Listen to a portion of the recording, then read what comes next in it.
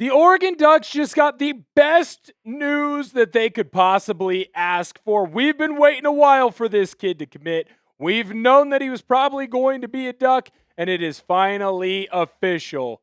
The Ducks got their guy. The Oregon Football Report is presented by PrizePicks. I am your host, Will Ortner, and Brayton Feister is officially a Oregon football player. He will be an Oregon Duck. He was deciding between four different schools to end up with his commitment for his college football career.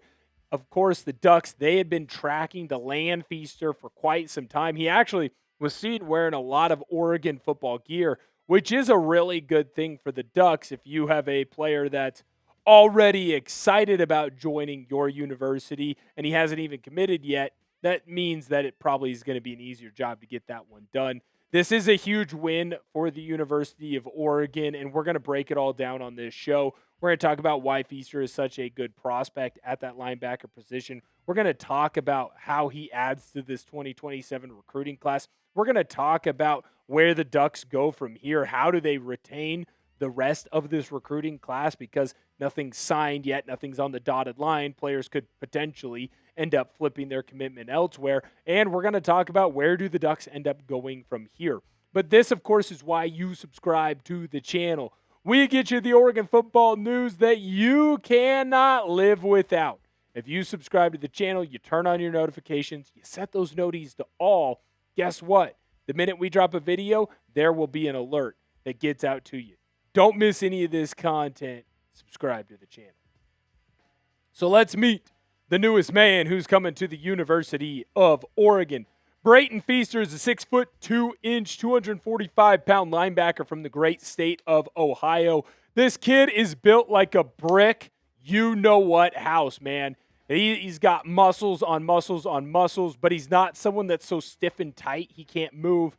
Very good movement side to side as well as downhill. He is the 4-star linebacker, and he's ranked 10th in his position, one of the top guys in the state of Ohio, which, by the way, one of the better high school football grounds, right? This is one of the better spots where you are going to get a lot of top-end talent. Some other teams obviously in the mix, Tosh Lapoy, Georgia, and Ohio State. Now, this is a big win for Dan Lanning because it really fills out what that linebacker recruiting class is looking like in the 2027 cycle, but it also shows that the Ducks are going to be able to get home a lot of their blue star top-end prospects. When you look at Feister, he was someone who was always tracking towards the Ducks, and then his commitment date ended up having to be changed. I thought that I'd be getting this video out to you on July 11th. But because of some different things that ended up happening with Feister, and it sounded like family stuff, they ended up pushing this back. But it is always good to turn on the Pat McAfee show and say, oh, there's a new guy who's going to be an Oregon Duck. So what does this all mean for the Oregon football team? Because this is not something that you want to just say, the Ducks got a big commitment. Cool. It means that the Ducks got a big commitment and that their recruiting class is going to move up in the rankings.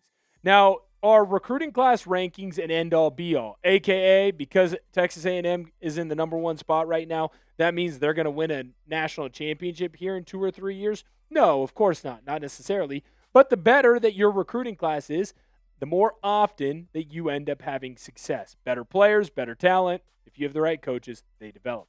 The Ducks are in the 4 spot right now. This, to me, solidifies them as an easy top 5 recruiting class in the 2027 cycle, and that is a great thing for Dan Lanning as he continues to build strong recruiting class after strong recruiting class after strong recruiting class for the Ducks. Will the Ducks have a top 5 recruiting class when it's all said and done? Just because they have a top 5 one right now doesn't mean they will once signing day is here in December. Let us know what your opinion is down below in our comment section. I'll get you more of my opinions and more of what this means for the University of Oregon here in just one moment. But before I do that, I need to let you know that today's show is made possible by PrizePicks. PrizePicks is America's #1 sports picks app and is the best place to win cash while watching sports. With the football season right around the corner, there's no better time to cash in with our friends at PrizePicks.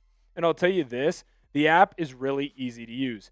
Every Friday, users can opt into Flex Friday from the Rewards tab and apply a protected play to one Flex Play lineup. If the lineup wins, it pays out normally. If the lineup loses, PrizePicks refunds the entry as bonus lineups, allowing users to run it back without risking additional funds. It's a simple weekly promotion that rewards users for coming back each Friday. I have a lineup for the football action going on later on this year. Decorian more on his receiving yards. Dante more on his passing yards. Damon Williams, less on his pass TDs. New user offer. Best of all, play your first $5 and get $150 in lineups if you win.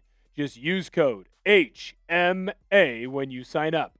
That's right. PrizePicks just switched up their offers, so there's no better time to join. Lock in and win that first lineup. That's code HMA at sign up to get $150 in bonus lineups if you win your first $5 plus lineup. It continues to show that the Ducks have a great recruiting class in the 2027 cycle. Now, obviously, Oregon was up very high.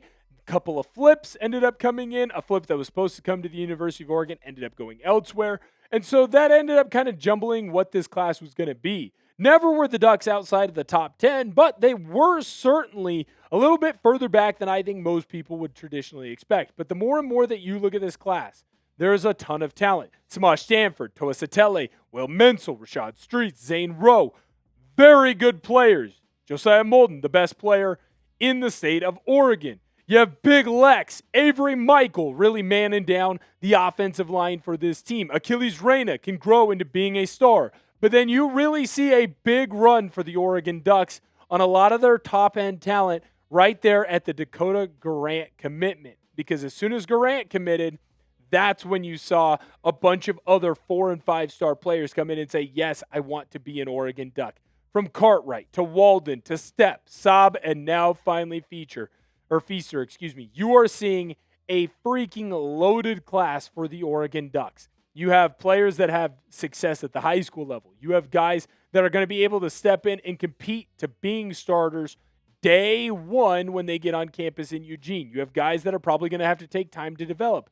But this is what you want in today's modern age of college football.